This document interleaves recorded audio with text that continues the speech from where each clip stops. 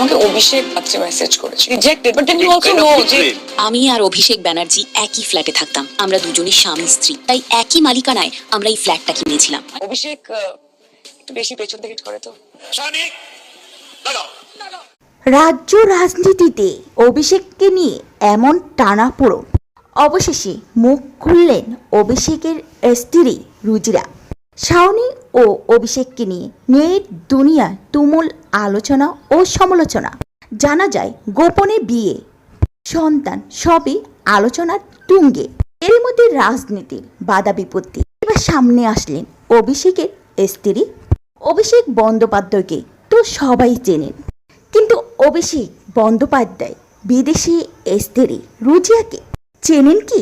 হ্যাঁ ভিউয়ার্স, জন্ম ব্যাংককে, কলেজে পড়তে পড়তে অভিষেকের সঙ্গে প্রেম, তারপরে ব্যাস প্রেম থেকে সাধনা তোলা।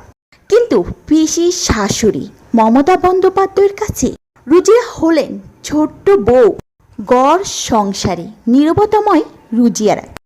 আপনারা অনেকে হয়তো চেনেন না। সাধারণত রাজনৈতিক ময়দানে তাকে খুব কমই দেখা যায়। সংবাদ মাধ্যমের সঙ্গেও তার যোগাযোগ অত্যন্ত সীমিত। রুজিরা সাধারণত গড় সংসারে সময় কাটাতে পছন্দ করেন, তাই রাজনীতির আলোচনার মধ্যে তিনি প্রায় ছিলেন অনুপস্থিত।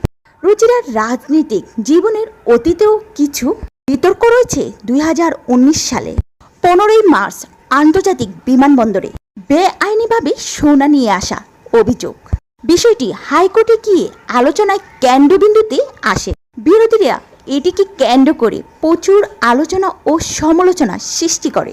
অভিষেক বন্দ্যোপাধ্যায় তখন বিষয়টিকে সিসিটিভি ফুটেজ প্রকাশে চ্যালেঞ্জ করেন। এছাড়াও মুখ্যমন্ত্রী মমতা বন্দ্যোপাধ্যায় এই বিষয়টি নিয়ে মন্তব্য করেন। তিনি বলেন, অভিষেকের স্ত্রীর ব্যাগে ছিল 2টি বালা, তা নিয়েও মোদির এত জ্বালা।